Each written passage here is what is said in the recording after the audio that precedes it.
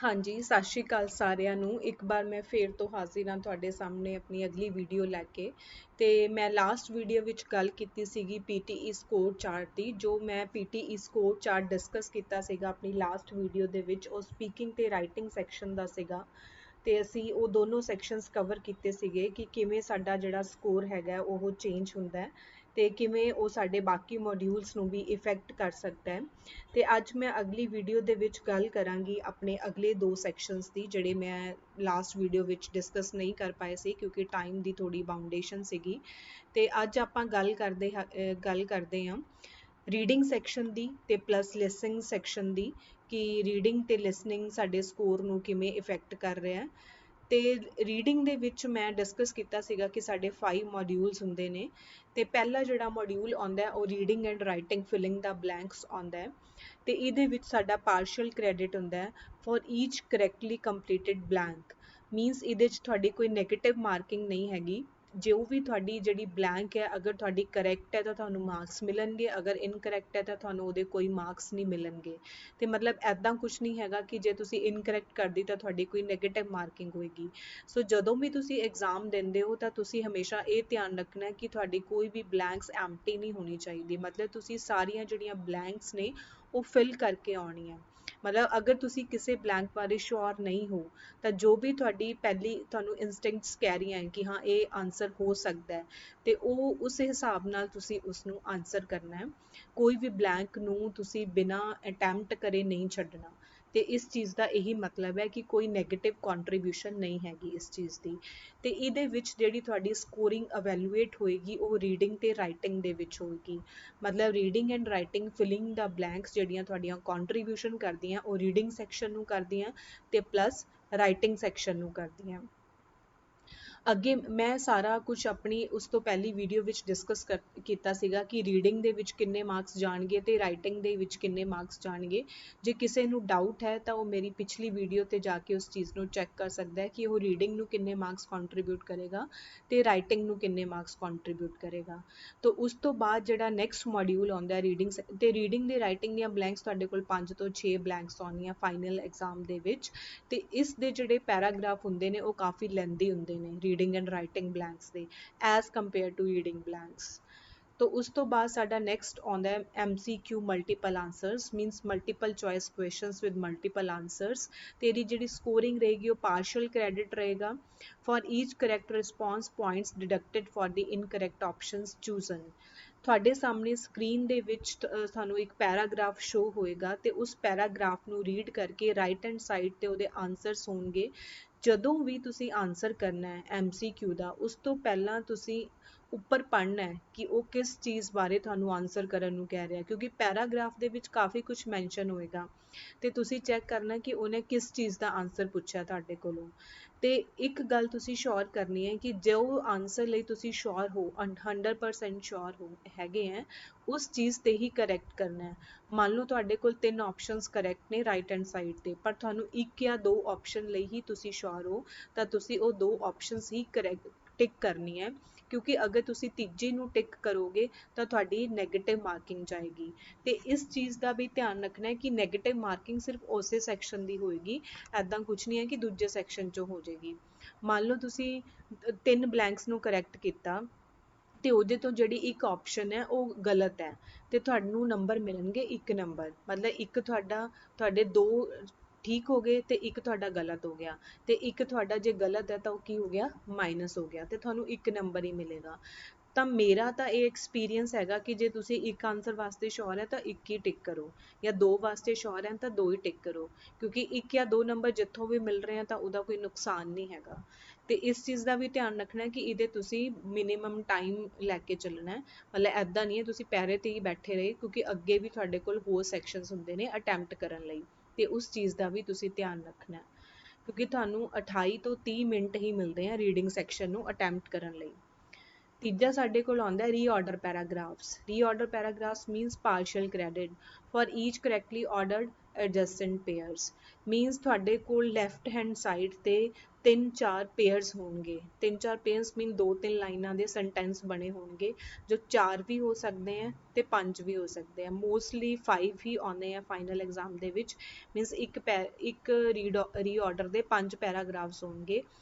ਤੇ ਜੇ ਤੁਹਾਡੇ ਮੰਨ ਲਓ ਤੁਹਾਡੇ ਕੋਲ ਜਿਹੜਾ ਸੀਕੁਐਂਸ ਗਿਵਨ ਹੈਗਾ ਉਹ 1 2 3 4 5 ਹੈ, ਤੇ ਜਿਹੜਾ ਤੁਹਾਡਾ ਐਕਚੁਅਲ 'ਚ ਸੀਕੁਐਂਸ ਆ ਰਿਹਾ ਉਹ 5 4 3 2 1 ਆ ਰਿਹਾ। ਤੇ ਜਿਹੜੇ ਵੀ ਤੁਹਾਡੀ ਪੇਅਰਿੰਗ ਸਹੀ ਹੋਗੀ, ਮੰਨ ਲਓ 5 ਔਰ 4 ਦੀ ਪੇਅਰਿੰਗ ਸਹੀ ਹੈ ਤਾਂ ਤੁਹਾਨੂੰ 1 ਨੰਬਰ ਮਿਲੇਗਾ, ਜਾਂ ਤੁਹਾਡੀ 2 ਔਰ 1 ਦੀ ਪੇਅਰਿੰਗ ਸਹੀ ਹੈ ਤਾਂ ਤੁਹਾਨੂੰ ਉਸ ਦਾ ਨੰਬਰ ਮਿਲੇਗਾ। ਮਤਲਬ ਜੇ ਤੁਹਾਨੂੰ ਜਿੱਥੇ ਵੀ ਤੁਹਾਨੂੰ ਲੱਗਦਾ ਕਿ ਇਹ ਅਗਲੇ ਨਾਲ ਜਾ ਸਕਦਾ ਹੈ ਜਾਂ ਇਹ ਪਿਛਲੇ ਨਾਲ ਜਾ ਸਕਦਾ ਹੈ, ਤੇ ਤੁਸੀਂ ਉਸੇ ਹਿਸਾਬ ਨਾਲ ਉਹਨੂੰ ਲੈ ਕੇ ਚੱਲਣਾ ਹੈ। ਮਤਲਬ ਗਲਤ ਨਹੀਂ ਕਰਨਾ, ਬਟ ਇਹਦੀ ਕੋਈ ਨੈਗੇਟਿਵ ਮਾਰਕਿੰਗ ਨਹੀਂ ਹੈਗੀ, ਬਟ ਟਰਾਈ ਕਰਨਾ ਹੈ ਕਿ ਤੁਸੀਂ ਕਿੰਨੇ ਕੁ ਪੇਅਰ ਬਣਾ ਸਕਦੇ ਹੋ। ਤੇ ਇਹਦੀ ਜਿਹੜੀ ਵੇਟੇਜ ਹੈਗੀ ਹੈ ਰੀਡਿੰਗ ਸੈਕਸ਼ਨ ਦੇ ਵਿੱਚ ਉਹ ਘੱਟ ਹੀ ਹੈ, ਮਤਲਬ ਜ਼ਿਆਦਾ ਨਹੀਂ ਹੈਗੀ। ਬਟ ਅਗਰ ਤੁਹਾਨੂੰ ਲੱਗਦਾ ਕਿ ਇਹ ਈਜ਼ੀ ਹੈ, ਤੁਸੀਂ ਕਰ ਸਕਦੇ ਆ, ਤਾਂ ਜ਼ਰੂਰ ਤੁਸੀਂ ਉਹਨੂੰ ਅਟੈਂਪਟ ਕਰਨਾ ਹੈ। ਬਟ ਅਗਰ ਤੁਹਾਨੂੰ ਲੱਗ ਰਿਹਾ ਕਿ ਮੇਰਾ ਟਾਈਮ ਇੱਥੇ ਬਹੁਤ ਵੇਸਟ ਹੋ ਰਿਹਾ, ਮੈਨੂੰ ਨਹੀਂ ਮਿਲ ਰਿਹਾ ਸੀਕੁਐਂਸ, ਤਾਂ ਤੁਸੀਂ ਉਹਨੂੰ ਉੱਥੇ ਛੱਡ ਦਿਓ। ਜੋ ਤੁਹਾਨੂੰ ਸਮਝ ਆ ਰਿਹਾ ਉਸ ਹਿਸਾਬ ਨਾਲ ਕਰ ਦਿਓ, ਕਿਉਂਕਿ ਇਹਦੇ ਕੋਈ ਨੈਗੇਟਿਵ ਮਾਰਕਸ ਤਾਂ ਹੈ ਨਹੀਂ ਹੈ। ਜਿੰਨਾ ਪਤਾ ਲੱਗ ਰਿਹਾ ਓਨਾ ਕਰ ਦਿਓ, ਉਸ ਹਿਸਾਬ ਨਾਲ ਤੁਸੀਂ ਉਹਨੂੰ ਅਟੈਂਪਟ ਕਰਨਾ ਹੈ। ਤੇ ਇਹਦੀ ਜਿਹੜੀ ਕੰਟਰੀਬਿਊਸ਼ਨ ਰਹੇਗੀ ਉਹ ਸਿਰਫ ਰੀਡਿੰਗ ਦੇ ਵਿੱਚ ਰਹੇਗੀ, ਕਿਸੇ ਹੋਰ ਸੈਕਸ਼ਨ ਦੇ ਵਿੱਚ ਇਹ ਕੰਟਰੀਬਿਊਟ ਨਹੀਂ ਕਰੇਗਾ। ਤੀਜਾ ਸਾਡੇ ਕੋਲ ਆਉਂਦਾ ਹੈ reading filling the blanks. Reading filling the blanks we again same ਉਹੀ ਚੀਜ਼ ਹੈਗੀ ਹੈ। ਤੇ ਇਹਦੀ ਜਿਹੜੀ ਸਕੋਰਿੰਗ ਰਹੇਗੀ ਉਹ ਪਾਰਸ਼ੀਅਲ ਕ੍ਰੈਡਿਟ ਰਹੇਗਾ ਫॉर ਈਚ ਕਰੈਕਟਲੀ ਕੰਪਲੀਟਡ ਬਲੈਂਕ। ਮੀਨ ਜਿੰਨੀਆਂ ਬਲੈਂਕਸ ਤੁਸੀਂ ਅਟੈਂਪਟ ਕੀਤੀਆਂ, ਜੇ ਉਹ ਸਹੀ ਹੈਗੀਆਂ, ਕਰੈਕਟ ਹੈ, ਤਾਂ ਤੁਹਾਨੂੰ ਮਾਰਕਸ ਮਿਲਣਗੇ। If they are incorrect then no marks will be given to you. Means ਤੁਹਾਨੂੰ ਕੋਈ ਮਾਰਕਸ ਨਹੀਂ ਮਿਲੇਗਾ। ਤੇ ਇਹਦੀ ਜਿਹੜੀ ਸਕੋਰਿੰਗ ਰਹੇਗੀ ਉਹ ਸਿਰਫ ਰੀਡਿੰਗ ਸੈਕਸ਼ਨ ਦੇ ਵਿੱਚ ਰਹੇਗੀ, ਤੇ ਹੋਰ ਕਿਸੇ ਸੈਕਸ਼ਨ ਦੇ ਵਿੱਚ ਇਹ ਕੰਟਰੀਬਿਊਟ ਨਹੀਂ ਕਰਨੇ ਆ। ਤੇ ਇਸ ਚੀਜ਼ 'ਚ ਵੀ ਤੁਸੀਂ ਧਿਆਨ ਰੱਖਣਾ ਹੈ ਕਿ ਤੁਸੀਂ ਬਲੈਂਕਸ ਨੂੰ ਅਟੈਂਪਟ ਕਰਕੇ ਆਉਣਾ ਹੈ। ਜੇ ਤੁਸੀਂ ਨਹੀਂ ਸ਼ੋਰ ਹੈਗੇ ਤਾਂ ਵੀ ਜੋ ਤੁਹਾਨੂੰ ਲੱਗ ਰਿਹਾ ਕਿ ਆਨਸਰ ਹੋ ਸਕਦਾ ਉੱਥੇ ਫਿਲ ਕਰਨਾ ਹੈ, ਕਿਉਂਕਿ ਕੋਈ ਨੈਗੇਟਿਵ ਮਾਰਕਸ ਨਹੀਂ ਹੈਗੇ। ਤੇ reading filling the blanks final 'ਚ ਈਜ਼ੀ ਆਉਂਦੀਆਂ, ਤੇ ਇਹਨਾਂ ਦੇ ਪੈਰਾਗ੍ਰਾਫ ਵੀ ਛੋਟੇ ਹੁੰਦੇ ਆ, ਮਤਲਬ ਈਜ਼ੀਲੀ ਤੁਸੀਂ ਉਹਨਾਂ ਨੂੰ ਲੱਭ ਸਕਦੇ ਆ ਆਨਸਰਸ ਨੂੰ, ਕੋਈ ਮੁਸ਼ਕਿਲ ਨਹੀਂ ਹੈਗਾ ਉੱਥੇ। ਅਗਲੇ ਸਾਡੇ ਕੋਲ ਆਉਂਦਾ ਹੈ MCQ single answer, means multiple choice questions single answer. ਉੱਥੇ ਅਗੇਨ ਤੁਹਾਡੇ ਕੋਲ MCQ ਵਾਂਗ ਹੀ ਹੈਗਾ ਜਿਹੜਾ ਅਸੀਂ ਪਹਿਲਾਂ ਡਿਸਕਸ ਕੀਤਾ ਸੀਗਾ ਮੈਂ ਮਲਟੀਪਲ ਆਨਸਰ ਵਾਲਾ, ਤੇ ਉਹੀ ਚੀਜ਼ ਹੈਗੀ ਹੈ। ਬਟ ਇਹਦੇ 'ਚ ਤੁਸੀਂ ਕਰਨਾ ਕੀ ਹੈ ਕਿ ਤੁਹਾਡੇ ਕੋਲ ਲੈਫਟ ਹੈਂਡ ਸਾਈਡ ਤੇ ਇੱਕ ਪੈਰਾਗ੍ਰਾਫ ਹੋਏਗਾ, ਤੇ ਉਸ ਪੈਰਾਗ੍ਰਾਫ ਨੂੰ ਰੀਡ ਕਰਕੇ ਤੁਸੀਂ ਰਾਈਟ ਹੈਂਡ ਸਾਈਡ ਤੇ ਉਹਦੇ ਆਨਸਰ ਤੇ ਟਿਕ ਕਰਨਾ ਹੈ, ਤੇ ਇੱਕ ਹੀ ਆਪਸ਼ਨ ਤੇ ਟਿਕ ਕਰਨਾ ਹੈ। ਤਾਂ ਜਦੋਂ ਵੀ ਤੁਸੀਂ ਆਨਸਰ ਤੇ ਟਿਕ ਕਰਨਾ ਹੈ ਤਾਂ ਤੁਸੀਂ ਰਾਈਟ ਹੈਂਡ ਸਾਈਡ ਤੇ ਚੈੱਕ ਕਰਨਾ ਕਿ ਉਹ ਪੈਰੇ ਵਿੱਚ ਤੁਹਾਨੂੰ ਕੀ ਪੁੱਛ ਰਿਹਾ ਹੈ, ਕਿਉਂਕਿ ਲੈਫਟ ਹੈਂਡ ਸਾਈਡ ਤੇ ਜੋ ਪੈਰਾਗ੍ਰਾਫ ਹੋਏਗਾ ਉਹਦੇ ਵਿੱਚ ਬਹੁਤ ਕੁਝ ਹੋਏਗਾ, ਤਾਂ ਤੁਸੀਂ ਉਸ ਹਿਸਾਬ ਨਾਲ ਆਨਸਰ ਕਰਨਾ ਹੈ। ਤੇ ਇਹਦੀ ਵੀ ਕੋਈ ਨੈਗੇਟਿਵ ਮਾਰਕਿੰਗ ਨਹੀਂ ਹੈ। If it is correct then marks will be given to you, if it is not correct then no marks will be given to you, but there is no negative marking. So attempt this question be carefully, ਕਿਉਂਕਿ last time ਤੇ ਕੀ ਹੁੰਦਾ ਕਿ ਤੁਹਾਡੇ ਕੋਲ ਥੋੜਾ time ਘੱਟ ਜਾਂਦਾ ਹੈ, ਬਟ ਤੁਸੀਂ ਜੇ ਤੁਹਾਨੂੰ ਲੱਗ ਰਿਹਾ ਤਾਂ ਤੁਸੀਂ ਇਸ ਨੂੰ ਅਟੈਂਪਟ ਕਰਨਾ ਹੈ। ਤੇ ਇਹਦੀ ਜਿਹੜੀ ਸਕੋਰਿੰਗ ਦੀ ਕੰਟਰੀਬਿਊਸ਼ਨ ਹੈ ਉਹ ਸਿਰਫ ਰੀਡਿੰਗ ਸੈਕਸ਼ਨ ਦੇ ਵਿੱਚ ਹੈ। This is all about the reading section. ਜੇ ਤੁਹਾਨੂੰ ਇਸ ਤੋਂ ਬਾਅਦ ਵੀ ਕੁਝ ਡਾਊਟ ਹੈ ਤਾਂ ਤੁਸੀਂ ਮੇਰੇ ਨਾਲ ਡਿਸਕਸ ਕਰ ਸਕਦੇ ਹੋ। ਅੱਗੇ ਮੈਂ ਤੁਹਾਡੇ ਨਾਲ ਗੱਲ ਕਰਦੀ ਹਾਂ listening section the. Listening section is also very important.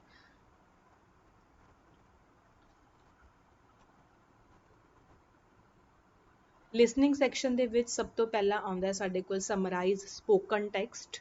Means summarise spoken text ਦੇ ਵਿੱਚ ਕੀ ਹੁੰਦਾ ਕਿ ਤੁਹਾਨੂੰ ਇੱਕ ਲੈਕਚਰ ਸੁਣਾਈ ਦਿੰਦਾ ਹੈ, ਤੇ ਜਿਹੜੀ ਲੈਕਚਰ ਦੀ ਰੇਂਜ ਹੈਗੀ ਹੈ ਉਹ ਅਗੇਨ 1 ਮਿੰਟ ਤੋਂ ਘੱਟ ਵੀ ਹੋ ਸਕਦੀ ਹੈ, 1 ਮਿੰਟ ਤੋਂ ਜ਼ਿਆਦਾ ਵੀ ਹੋ ਸਕਦੀ ਹੈ। ਤੇ ਉਹਦੀ ਜਿਹੜੀ ਸਕੋਰਿੰਗ ਰਹੇਗੀ ਉਹ ਪਾਰਸ਼ੀਅਲ ਕ੍ਰੈਡਿਟ ਰਹੇਗੀ, ਜਿਹੜੀ ਸਕੋਰਿੰਗ ਰਹੇਗੀ। ਤੇ ਉਹਦੀ ਜਿਹੜੀ ਕੰਟਰੀਬਿਊਸ਼ਨ ਰਹੇਗੀ ਉਹ ਲਿਸਨਿੰਗ ਐਂਡ ਰਾਈਟਿੰਗ। ਲਿਸਨਿੰਗ ਨੂੰ ਵੀ ਮਾਰਕਸ ਦੇਗਾ ਪਲੱਸ ਰਾਈਟਿੰਗ ਨੂੰ ਵੀ ਮਾਰਕਸ ਦੇਗਾ। ਤੇ ਉਹਦੇ 'ਚ ਜਿਹੜੀਆਂ ਤੁਹਾਡੀਆਂ ਸਕਿੱਲਸ ਅਵੈਲੂਏਟ ਹੋਣੀਆਂ ਉਹ ਹੈਗੀਆਂ ਗ੍ਰਾਮਰ, ਵੋਕੈਬਲਰੀ, ਸਪੈਲਿੰਗ, ਕੰਟੈਂਟ ਤੇ ਫਾਰਮ। ਤੇ ਇਸ ਚੀਜ਼ 'ਚ ਵੀ ਤੁਸੀਂ ਧਿਆਨ ਰੱਖਣਾ ਹੈ। ਅਗੇਨ ਜੇ ਤੁਹਾਡਾ ਇੱਕ ਸਪੈਲਿੰਗ ਗਲਤ ਹੈ ਤੁਹਾਡੇ 50% ਮਾਰਕਸ ਡਿਡਕਟ ਹੋਣਗੇ। ਅਗਰ ਤੁਹਾਡੇ 2 ਜਾਂ 2 ਤੋਂ ਜ਼ਿਆਦਾ ਸਪੈਲਿੰਗ ਗਲਤ ਹੋ ਗਏ ਤਾਂ ਤੁਹਾਨੂੰ ਸਪੈਲਿੰਗ ਦੇ 0 ਨੰਬਰ ਮਿਲਣਗੇ। ਤੇ ਇਸ ਚੀਜ਼ ਦਾ ਤੁਸੀਂ ਧਿਆਨ ਰੱਖਣਾ ਹੈ ਸਮਰਾਈਜ਼ ਸਪੋਕਨ ਟੈਕਸਟ ਦੇ ਵਿੱਚ। ਪਹਿਲਾਂ ਅਸੀਂ ਗੱਲ ਕੀਤੀ ਸੀ ਸਮਰਾਈਜ਼ ਰਿਟਨ ਟੈਕਸਟ, ਉਹਦੇ 'ਚ ਤੁਹਾਡੇ ਕੋਲ ਸਾਹਮਣੇ ਸੀਗਾ, ਉਸੇ ਨੂੰ ਦੇਖ ਕੇ ਲਿਖਣਾ ਸੀ। ਇਹਦੇ 'ਚ ਤੁਹਾਡੇ ਕੋਲ ਲੈਕਚਰ ਸੁਣਾਈ ਦੇਗਾ ਤੇ ਤੁਸੀਂ ਉਹਨੂੰ ਸੁਣ ਕੇ ਲਿਖਣਾ। ਤੇ ਇਹ ਡਿਫਰੈਂਸ ਹੈ ਦੋਨਾਂ ਦੇ ਵਿੱਚ।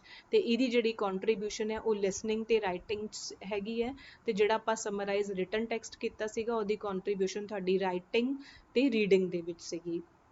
ਅਗਲਾ ਸਾਡੇ ਕੋਲ ਆਉਂਦਾ ਹੈ MCQ multiple answers. Partial credit ਹੈ, ਮੀਨਸ ਅਗਰ ਤੁਸੀਂ ਇੱਕ ਆਨਸਰ ਤੁਹਾਡਾ ਸਹੀ ਹੈਗਾ ਤਾਂ ਤੁਹਾਨੂੰ ਮਾਰਕਸ ਮਿਲਣਗੇ, ਬਟ ਅਗਰ ਤੁਸੀਂ ਕੋਈ ਗਲਤ ਆਪਸ਼ਨ ਟਿਕ ਕੀਤੀ ਹੈ, ਮੰਨ ਲਓ ਤੁਸੀਂ ਦੋ ਆਪਸ਼ਨਸ ਟਿਕ ਕੀਤੀਆਂ ਤੇ ਇੱਕ ਆਪਸ਼ਨ ਸਹੀ ਹੈ ਤੇ ਇੱਕ ਆਪਸ਼ਨ ਗਲਤ ਹੈ, ਤਾਂ ਤੁਹਾਨੂੰ 0 ਨੰਬਰ ਮਿਲਣਗੇ। ਕਿਸੇ ਹੋਰ ਸੈਕਸ਼ਨ ਦੇ ਵਿੱਚੋਂ ਕੋਈ ਨੈਗੇਟਿਵ ਮਾਰਕਿੰਗ ਨਹੀਂ ਹੋਏਗੀ, ਸਿਰਫ MCQ ਮਲਟੀਪਲ ਆਨਸਰ ਦੇ ਵਿੱਚੋਂ ਹੀ ਹੋਏਗੀ।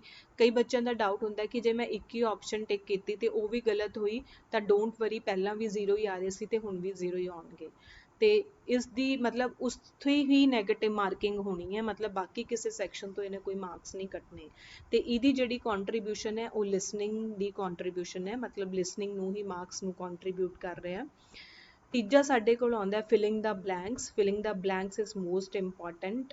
ਇਹ ਵੀ ਪਾਰਸ਼ਲ ਕ੍ਰੈਡਿਟ ਹੈ। ਈਚ ਕਰੈਕਟ ਵਰਡ ਸਪੈਲਡ ਕਰੈਕਟਲੀ, ਮਤਲਬ ਤੁਹਾਨੂੰ ਇੱਕ ਲੈਕਚਰ ਸੁਣਾਈ ਦੇਗਾ, ਅਗੇਨ ਜਿਹੜੀ ਲੈਕਚਰ ਦੀ ਲੈਂਥ ਰਹੇਗੀ ਉਹ 1 ਮਿੰਟ ਦੀ ਹੋਏਗੀ, ਉਸ ਤੋਂ ਜ਼ਿਆਦਾ ਵੀ ਹੋ ਸਕਦੀ ਹੈ। ਤੁਸੀਂ ਉਹ ਸੁਣ ਕੇ ਆਪਣਾ ਲੈਕਚਰ ਮਤਲਬ ਫਿਲ ਕਰਨੀ ਆ ਬਲੈਂਕਸ, ਤੇ ਜੇ ਤੁਹਾਡੀ ਬਲੈਂਕ ਤੁਸੀਂ ਠੀਕ ਫਿਲ ਕੀਤੀ ਆ ਤੁਹਾਨੂੰ ਮਾਰਕਸ ਮਿਲਣਗੇ, ਜੇ ਤੁਹਾਡੀ ਕਿਤੇ ਵੀ ਸਪੈਲਿੰਗ ਮਿਸਟੇਕ ਹੋਗੀ ਤਾਂ ਤੁਹਾਨੂੰ ਕੋਈ ਮਾਰਕਸ ਨਹੀਂ ਮਿਲੇਗਾ। ਤੇ ਇਹਦੀ ਜਿਹੜੀ ਕੰਟਰੀਬਿਊਸ਼ਨ ਰਹੇਗੀ ਉਹ ਲਿਸਨਿੰਗ ਤੇ ਰਾਈਟਿੰਗ ਦੇ ਵਿੱਚ ਕੰਟਰੀਬਿਊਸ਼ਨ ਰਹੇਗੀ, ਮਤਲਬ ਲਿਸਨਿੰਗ ਨੂੰ ਕੰਟਰੀਬਿਊਟ ਕਰ ਰਿਹਾ ਤੇ ਰਾਈਟਿੰਗ ਨੂੰ ਕੰਟਰੀਬਿਊਟ ਕਰ ਰਿਹਾ। ਅੱਗੇ ਆਪਾਂ ਗੱਲ ਕਰਦੇ ਹਾਂ 4th ਮੋਡਿਊਲ ਦੀ, highlight correct summary. Means again ਤੁਹਾਨੂੰ ਇੱਕ ਲੈਕਚਰ ਸੁਣਾਈ ਦੇਗਾ ਤੇ ਉਸ ਲੈਕਚਰ ਦੇ ਵਿੱਚ ਤੁਸੀਂ ਕਨਕਲੂਜ਼ਨ, ਮਤਲਬ ਜੋ ਉਹਨੇ ਕਨਕਲੂਡ ਕੀਤਾ ਹੈ ਉਸ ਮੇਨ ਟੌਪਿਕ ਨੂੰ ਲੈ ਕੇ ਤੁਸੀਂ ਉੱਥੇ ਟਿਕ ਕਰਨਾ ਹੈ।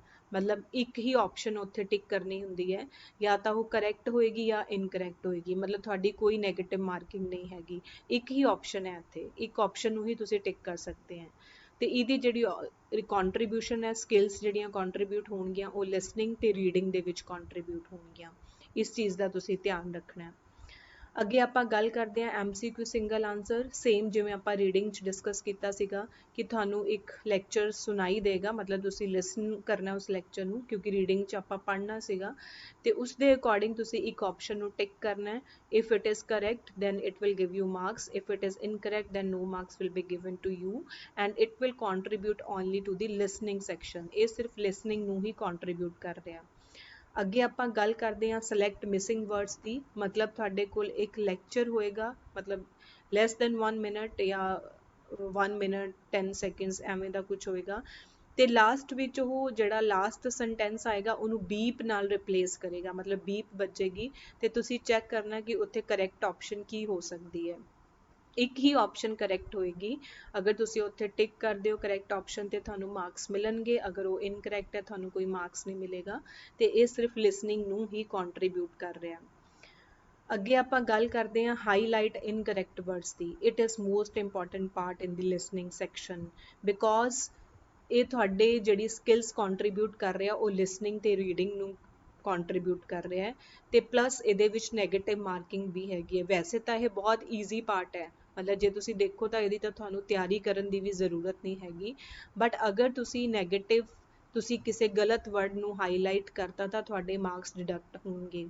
Means it is partial credit for each word, points deducted for incorrect option chosen। For example, ਇੱਕ ਪੈਰਾਗ੍ਰਾਫ ਤੁਹਾਡੀ ਸਕਰੀਨ ਤੇ ਆਇਆ ਤੇ ਉਹਦੇ ਵਿੱਚ ਜਿਹੜੇ ਇਨਕਰੈਕਟ ਵਰਡਸ ਨੇ ਉਹ 5 ਵਰਡਸ ਨੇ, ਤੇ ਤੁਸੀਂ 6 ਵਰਡਸ ਨੂੰ ਟਿਕ ਕਰਤਾ, ਮਤਲਬ 6ਵਾਂ ਵਰਡ ਤੁਸੀਂ ਐਵੇਂ ਹੀ ਟਿਕ ਕਰਤਾ, ਤਾਂ ਪਹਿਲਾਂ ਤੁਹਾਨੂੰ 5 ਨੰਬਰ ਮਿਲਨੇ ਸੀ ਤੇ ਹੁਣ ਤੁਹਾਨੂੰ 4 ਨੰਬਰ ਹੀ ਮਿਲਣਗੇ।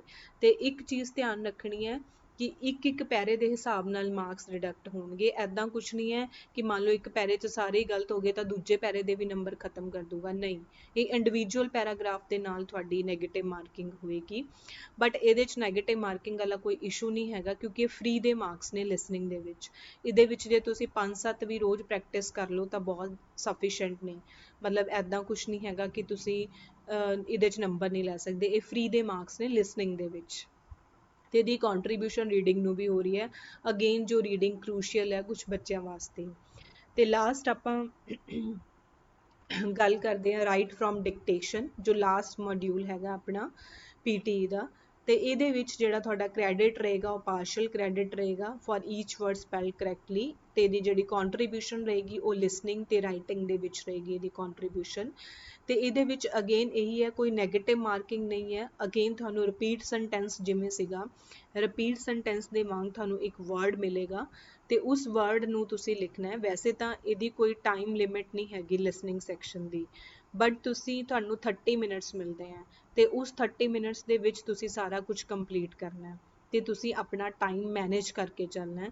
ਤੁਸੀਂ ਸਭ ਤੋਂ ਜ਼ਿਆਦਾ ਜਿਹੜੇ ਲਿਸਨਿੰਗ ਦੇ ਇੰਪੋਰਟੈਂਟ ਟਾਸਕ ਨੇ ਉਹ ਰਾਈਟ ਫਰੋਮ ਡਿਕਟੇਸ਼ਨ ਹੈ, ਹਾਈਲਾਈਟ ਇਨਕਰੈਕਟ ਵਰਡਸ ਹੈ, ਫਿਲਿੰਗ ਦਾ ਬਲੈਂਕਸ ਨੇ, ਤੇ ਲਾਸਟ ਵਿੱਚ ਆ ਗਿਆ ਆਪਣਾ ਸਮਰਾਈਜ਼ ਸਪੋਕਨ ਟੈਕਸਟ। ਇਹ 4 most important parts of the listening section.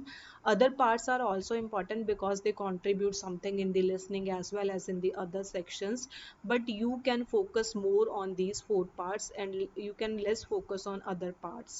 Means ਬਾਕੀ ਪਾਰਟਸ ਜੇ ਤੁਸੀਂ ਵਿਹਲੇ ਬੈਠੇ ਹੋ ਜਾਂ ਕੁਝ ਕਰ ਰਹੇ ਹੋ ਤਾਂ ਉਸ ਟਾਈਮ ਤੇ ਵੀ ਪ੍ਰੈਕਟਿਸ ਕਰ ਸਕਦੇ ਹੋ, ਬਟ ਇਹਨਾਂ 4 ਪਾਰਟਸ ਤੇ ਤੁਸੀਂ ਮੋਸਟਲੀ ਫੋਕਸ ਕਰਨਾ ਹੈਗਾ। ਤੇ ਬਾਕੀ ਇਹ ਸਾਰੇ ਪਾਰਟਸ ਮੈਂ ਅੱਗੇ ਡਿਟੇਲਸ ਵਿੱਚ ਵੀ ਤੁਹਾਡੇ ਨਾਲ ਡਿਸਕਸ ਕਰਾਂਗੀ। ਅੱਜ ਦੇ ਲਈ ਸਿਰਫ ਇੰਨਾ ਹੀ ਸੀਗਾ। ਫਿਰ ਵੀ ਜੇ ਤੁਹਾਨੂੰ ਕੋਈ ਕੁਐਰੀਜ਼ ਨੇ, ਤੁਹਾਨੂੰ ਕੁਝ ਨਹੀਂ ਸਮਝ ਆ ਰਿਹਾ ਜਾਂ ਤੁਸੀਂ ਕਿਸੇ ਪਾਰਟਿਕੂਲਰ ਟੌਪਿਕ ਤੇ ਚਾਹੁੰਦੇ ਹੋ ਕਿ ਮੈਂ ਵੀਡੀਓ ਬਣਾਵਾਂ, ਤਾਂ ਤੁਸੀਂ ਮੈਨੂੰ ਸ਼ੇਅਰ ਕਰ ਸਕਦੇ ਹੋ, ਮਤਲਬ ਆਪਣੇ ਵਿਊਜ਼ ਮੈਨੂੰ ਦੇ ਸਕਦੇ ਹੋ ਕਿ ਹਾਂ ਕੀ ਇਸ਼ੂਜ਼ ਹੈ। ਅਗਰ ਤੁਹਾਨੂੰ ਮੇਰੀ ਵੀਡੀਓ 'ਚ ਲੱਗਦਾ ਕਿ ਕੁਝ ਹੋਰ ਐਡ ਹੋਣਾ ਚਾਹੀਦਾ ਤਾਂ ਤੁਸੀਂ ਮੈਨੂੰ ਉਹ ਵੀ ਦੱਸ ਸਕਦੇ ਹੋ।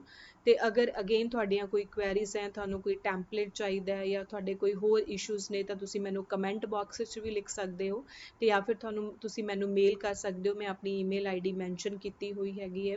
ਤੇ ਜੇ ਤੁਸੀਂ ਹੁਣ ਤੱਕ ਮੇਰੇ ਚੈਨਲ ਨੂੰ ਲਾਈਕ ਜਾਂ ਸਬਸਕ੍ਰਾਈਬ ਨਹੀਂ ਕੀਤਾ ਤਾਂ please like and subscribe my channel, and thank you for watching this video. Thank you everyone.